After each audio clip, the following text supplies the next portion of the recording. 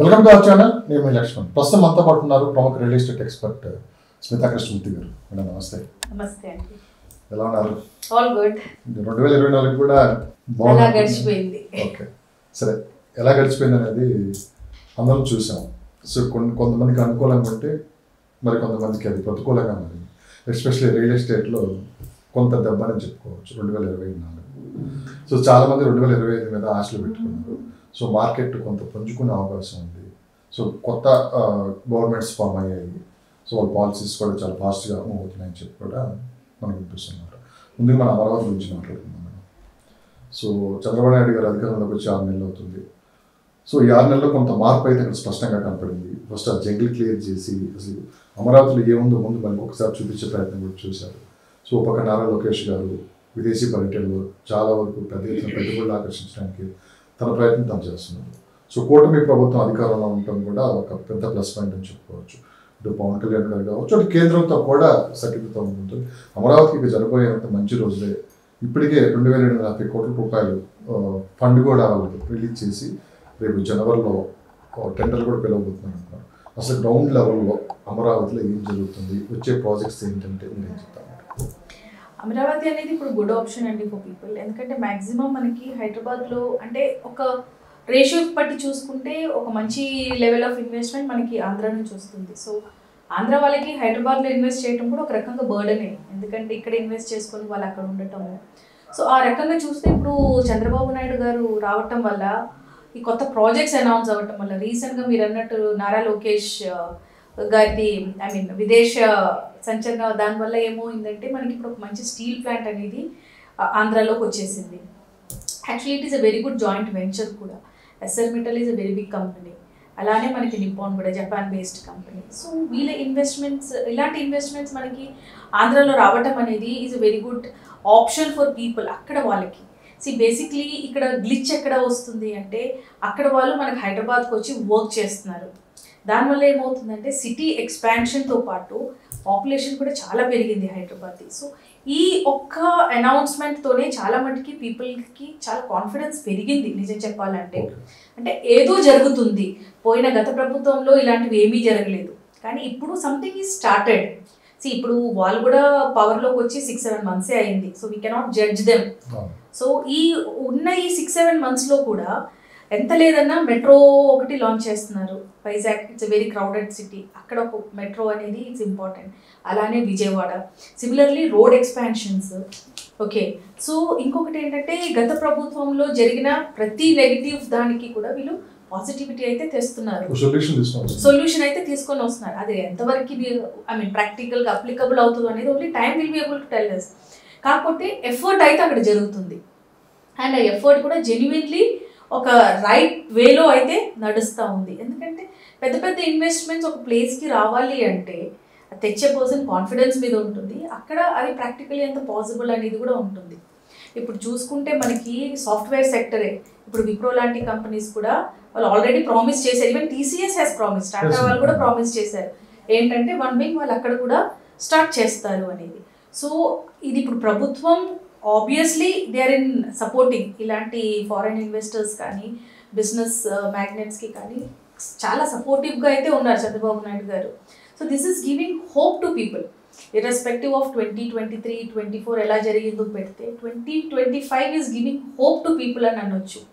అంటే ఇన్వెస్టర్స్కి అరే ఆగి ఇక్కడ ఏదో జరుగుతుంది, ఇక్కడ జరిగితే ఇది మన ప్లేస్, మన దాంట్లో ఇన్వెస్ట్ చేయటం బెటర్ అనే ఫీల్ అయితే ఇన్వెస్టర్స్ మధ్యలో వస్తూ ఉంది. ఎందుకంటే మాకు కాల్స్ వస్తూ ఉన్నాయి, మేడం నేను ఇన్వెస్ట్ చేయాలనుకుంటున్నాను 1 కోటి రూపాయలు, కాకపోతే ఆంధ్రాలో ఇన్వెస్ట్ చేయాలా హైదరాబాద్లో ఇన్వెస్ట్ చేయాలని ప్యానికింగ్ సిచ్యువేషన్లో ఉన్నారు అనేసి.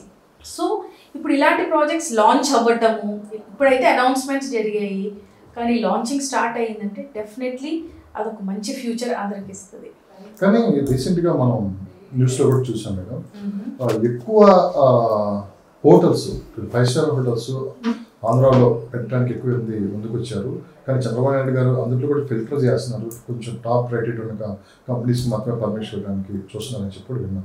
ఇంత పెద్ద ఎత్తున హోటల్స్ అక్కడ నిర్మించడానికి ముందు రావడానికి దీని సంగీతం బేసిక్లీ ఫారెన్ ఇన్వెస్టర్స్ ఒక్కసారి వస్తున్నారు అని తెలిస్తే హోటల్ బిజినెస్కి చాలా డిమాండ్ ఉంటుంది. అండ్ 5-star 7-star హోటల్స్కి ఎందుకు అంత డిమాండ్ అంటే ఇప్పుడు ఒక ఎస్ఆర్ మెటల్ కానీ ఇప్పుడు జపాన్ నిపాన్ కంపెనీ కానీ ఆంధ్రాకి వచ్చింది అనుకోండి, just imagine the number of delegates ఎంతమంది వస్తారు. ఇప్పుడు కియా మోటార్స్ వచ్చినప్పుడు అనంతపూర్ ఎలా అయిందండి, మొత్తానికి it was actually dry land. ఒకప్పుడు మొత్తానికే డ్రై ల్యాండ్, ఎందుకంటే నేను బై రోడ్ కేరళ వెళ్ళేదాన్ని, బై రోడే మేము మ్యాక్సిమం కేరళ వెళ్ళేదాన్ని. So I use to see that. కానీ ఆ కియా మోటార్స్ వచ్చినప్పుడు ఆ షేపే మారిపోయింది అండి మొత్తం టౌన్ది. సో సిమిలర్లీ ఇప్పుడు ఇంకో పెద్ద కంపెనీ వస్తుంది, అది కూడా ఇంటర్నేషనల్ కంపెనీ వస్తుంది అంటే there are more business opportunities for hotel, ఎందుకంటే వాళ్ళు వచ్చే ముందు వాళ్ళ టీం వస్తారు. సో ఇప్పుడు బూమింగ్ బిజినెస్ ఏంటంటే రెస్టారెంట్స్, మంచి మంచి హోటల్స్. అండ్ చంద్రబాబు నాయుడు గారు ఫిల్టర్ చేస్తున్నారు అంటే డెఫినెట్లీ అలాంటి క్లయింట్స్ అక్కడికి రావాలి అనుకున్నప్పుడు వాళ్ళకి తగ్గినట్టుగా ఫెసిలిటీస్ కూడా ఉండాలి. ఇప్పుడు రీసెంట్ న్యూస్లో నేను వినింది ఏంటంటే that he is more focusing on roads. ఆ రోడ్ ట్రాన్స్పోర్టేషన్, ఈ హోటల్స్ ఇవన్నీ మనం ఇవ్వకపోతే బయట నుంచి ఎవరు రారండి. So these are the basic needs that has to be given. So Chandrababu Naidu garu అట్లా ఫిల్టర్ చేసి ఇవ్వడంలో దేర్ ఇస్ నథింగ్ రాంగ్, ఎందుకంటే ఇప్పుడు ఫారెన్ నుంచి జనాలు వచ్చి ఆ మార్కెట్ వాల్యుయేషన్ చేసి ఇప్పుడు land acquisition is a very big challenge. ఎందుకు ఈ ప్రశ్న అడిగాను మేడం, హైదరాబాద్ లాంటి ప్రాంతంలో అంత పోటీ పడ్డారంటే సో దానికి ఒక అర్థం ఉంది. సో అమరావతి ఇప్పుడు స్టార్ట్ అవుతున్న అమరావతి ఇంత పెద్ద ఎత్తున హోటల్స్ ముందుకు వస్తున్నారంటే వాళ్ళు పక్కా ఒక మంచి సమాచారం ఉండి లేదు ఫ్యూచర్ అమరావతిని దృష్టిలో పెట్టుకుని వాళ్ళు ముందుకు వచ్చారని అదైతే 100% షూర్. ఇప్పుడు మనకి శంషాబాద్ ఎయిర్పోర్ట్ 2008లో అయింది, ఓకే, అప్పుడు అక్కడ నోవాటెల్ రెడీ అయిపోయింది, కానీ అప్పటికి మనకి ఓవరాల్ ఇంకా రెడీ అవ్వలేదు, కానీ అప్పటికే హోటల్ అయితే వచ్చింది కదా. ఎందుకు అంటే ఇవన్నీ ఒక సైట్, ఒక foresee, you have to foresee what is coming future అనేది. అప్పటికప్పుడు హోటల్స్ తయారు చేయాలంటే అవ్వదు. So definitely this is the right time, ఎందుకంటే ఇన్వెస్ట్మెంట్ అనౌన్స్ అయ్యింది అంటే people will start coming. So definitely this is the right time for that. ఇంకోటి హైదరాబాద్ లాంటి ప్లేసెస్లో పోటీ పడడానికి కారణం డిఫరెంట్, అక్కడ లాంటి ప్లేసెస్లో పోటీ పడడానికి కారణం డిఫరెంట్, ఎందుకంటే అక్కడ 100% వస్తారు, వాళ్ళకి అది తెలుసు, అందుకే వాళ్ళు చేస్తున్నారు. రీసెర్చ్ చేసి వాళ్ళకి అందుబాటులో ఉండాలి వాళ్ళ ఫెసిలిటీస్, అది ఇవ్వలేకపోతే వాళ్ళు ఉండలేరు. డెఫినెట్లీ ప్రాజెక్ట్ ఆగిపోతుంది, ఎందుకంటే వాళ్ళు కంఫర్ట్గా లేదు అంటే ఇక్కడ వర్క్ కంఫర్టబుల్గా ఉండదు. వాళ్ళకి యూనివర్సిటీలు కూడా పోటీ పడుతున్నాయి అమరావతిలో యూనివర్సిటీ నిర్మించడానికి. ఇప్పటికీ ఎస్ఆర్ఎం కావచ్చు, చాలా వరకు 4 యూనివర్సిటీలు ఉన్నాయి అక్కడ, ఇంకా ముందుకు వస్తున్నారు.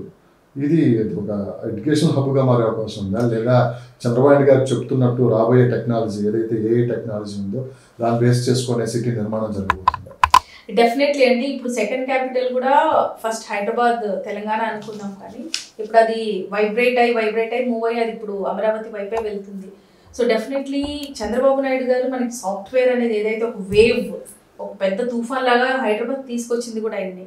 సో డెఫినెట్లీ ఇప్పుడు ఏఐ అనేది ఇట్స్ అ న్యూ టెక్నాలజీ, అది కూడా అక్కడి నుంచే స్టార్ట్ అవుతుంది అనేది వీ 100% నో దాట్. ఎందుకంటే మన ఆంధ్ర వాళ్ళు ఎడ్యుకేషన్ ఫీల్డ్లో, ఓకే, బిజినెస్ ఫీల్డ్లో మనకంటూ మించిన వాళ్ళు ఎవరు లేరు. పాన్ ఇండియా లెవెల్లో చూసుకుంటే ఎక్కడ చూసినా కూడా ఏ కంపెనీలోనైనా మలయాళీస్ కానీ, టెమిలియన్స్ కానీ, తెలుగు వాళ్ళు కానీ ఎవరో ఒకళ్ళు అయితే ఉంటారు.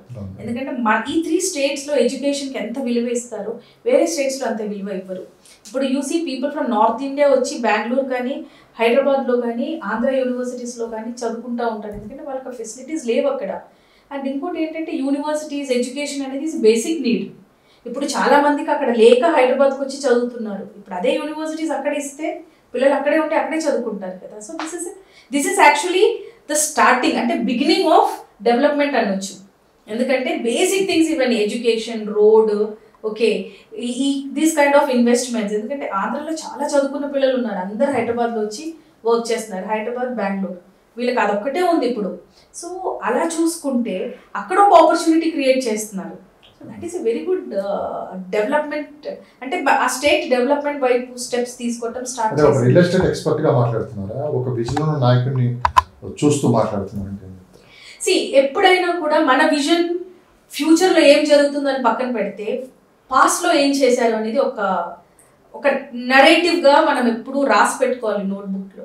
And as much as I know Chandrababu Naidu garu హైదరాబాద్కి చేసింది చాలా చేశారు. సో డెఫినెట్లీ ఆయన ఓన్ స్టేట్లో ఆయన అది చెయ్యడు అనేది అయితే we cannot challenge. Many people say that ఆయనకి age is not supporting everything, రకరకాల అపోహలు ఉన్నాయి. కానీ నన్ను అడిగితే లాస్ట్ 6 monthsలో ఇంత అనౌన్స్మెంట్స్ చేయటం is a very big impact which says that state is going to progress. ఎందుకంటే ఒక జపాన్ నుంచి ఒక నిపాన్ లాంటి కంపెనీని తీసుకొని రావటం అనేది ఇట్స్ నాట్ అంత ఈజీ కాదు. అందులో వాళ్ళకి ఆప్షన్ హైదరాబాద్లో కూడా ఉంది, కానీ హైదరాబాద్ని వదిలేసుకొని దే వెంట్ టు ఆంధ్ర అంటే definitely there is something in that man.